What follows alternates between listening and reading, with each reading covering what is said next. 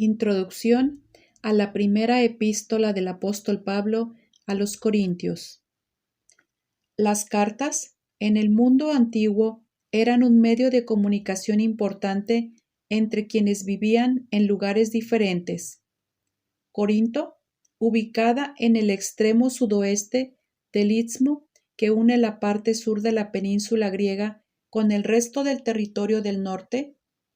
La ciudad se encuentra en una llanura elevada al pie del Acrocorinto, un monte escarpado que alcanza los 565 metros sobre el nivel del mar. Era una ciudad marítima ubicada entre dos puertos importantes, el de Lequeo sobre el Golfo de Corinto, a unos 3 kilómetros al norte, y el puerto de Cencrea en el Golfo de Sarónica, aproximadamente a 10 kilómetros al este de Corinto. Corinto fue durante un siglo la ciudad más grande y más próspera de la Grecia continental. Los habitantes de esta ciudad adoraban a los dioses griegos. La ciudad de Corinto, tal como la encontró Pablo, era cosmopolita y compuesta por personas de diversos trasfondos culturales. Ubicada cerca del sitio de los Juegos Istmicos que se llevaban a cabo cada 2 años, los corintios disfrutaban tanto del placer de estos juegos como de la riqueza que los visitantes dejaban en la ciudad. Los marineros iban a la ciudad a gastar dinero en los placeres de Corinto.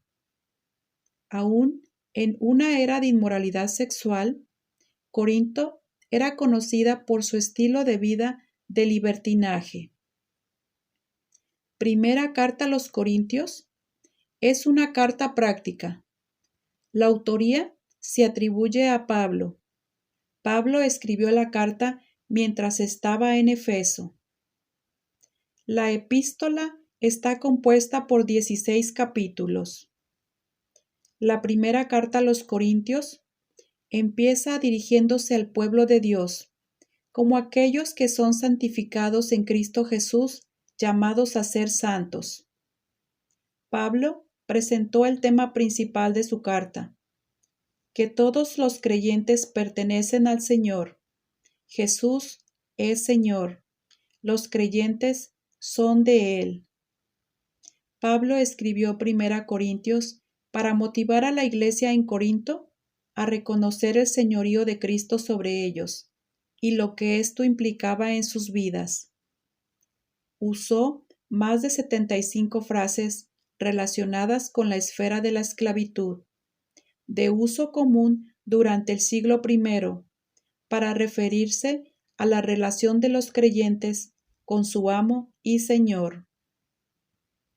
La epístola trata de jactarse o gloriarse en Dios, lo cual promueve la unidad del cuerpo tanto en pureza de doctrina como de comportamiento. Pablo se vio obligado a escribir esta carta cuando la familia de Cloé lo puso al corriente de una serie de conflictos internos en la iglesia.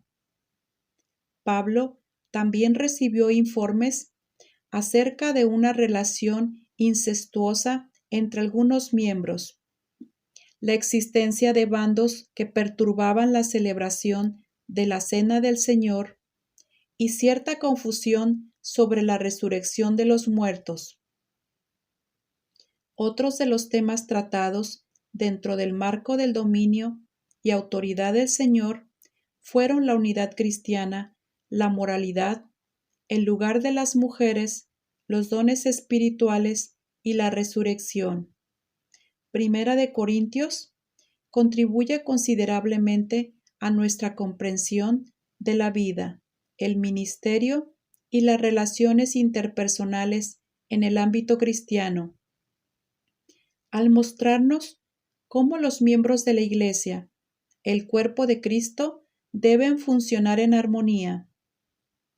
Cualquier iglesia puede tener problemas porque está compuesta de pecadores redimidos, pero todavía sometidos a la lucha contra el pecado.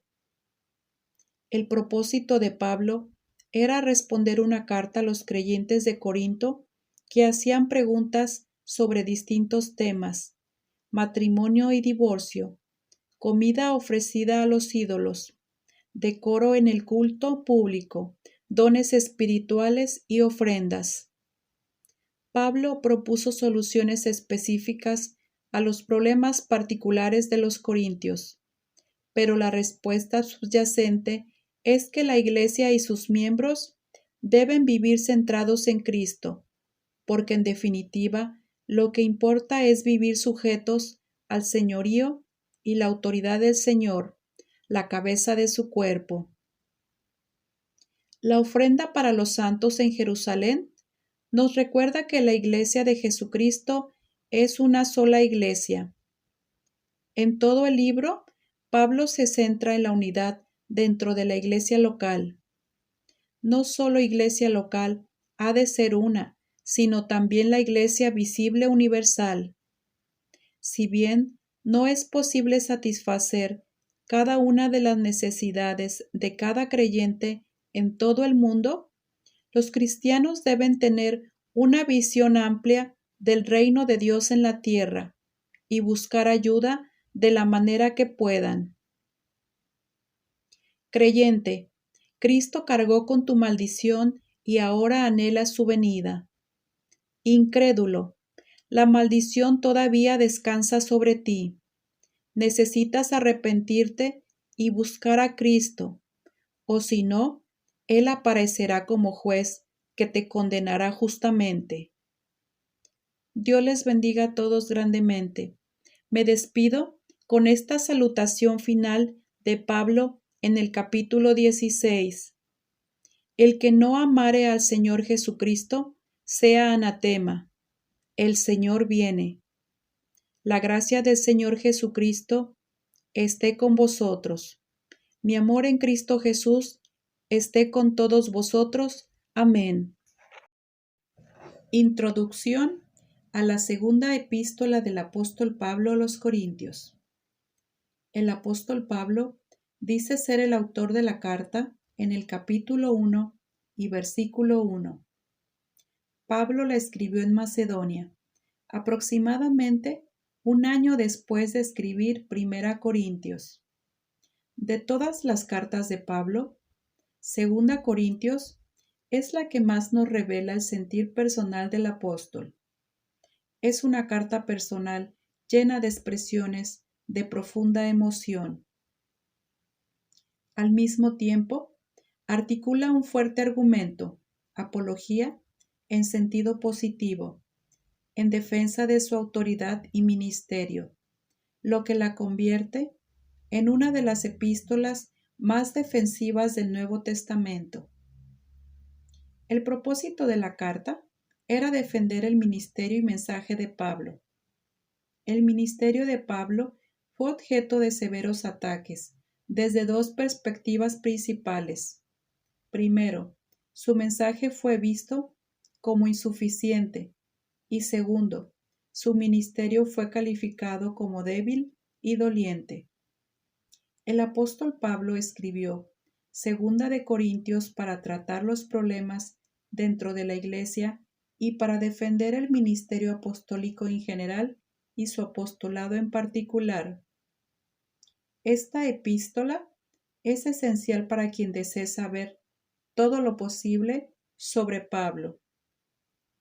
Segunda de Corintios es importante en la actualidad, en lo que hace a sus enseñanzas sobre los ministros y sus ministerios.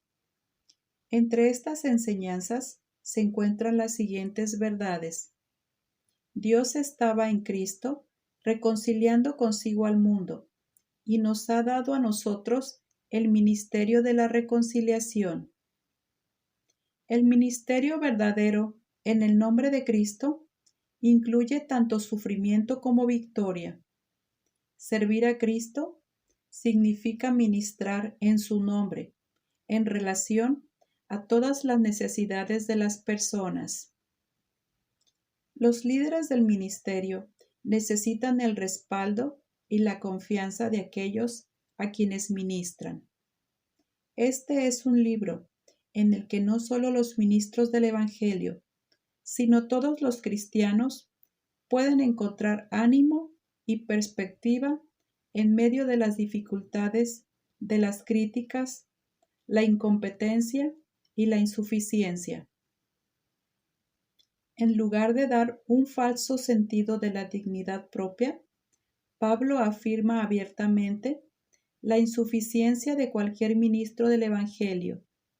Sin embargo, los cristianos pueden regocijarse, porque su suficiencia proviene de Dios para todas las áreas de la vida. Aprendemos que el verdadero ministerio, aun cuando deba protegerse ante los ataques, es encomendado por Cristo y con poder del Espíritu.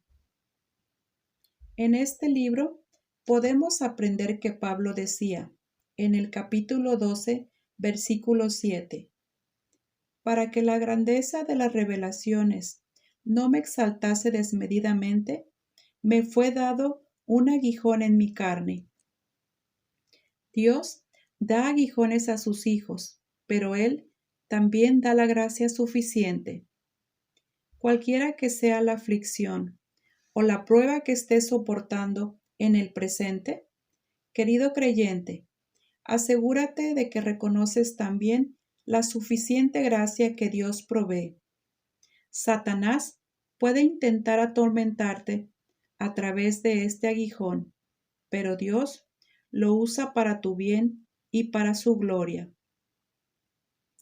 ¿Qué prueba estás enfrentando ahora?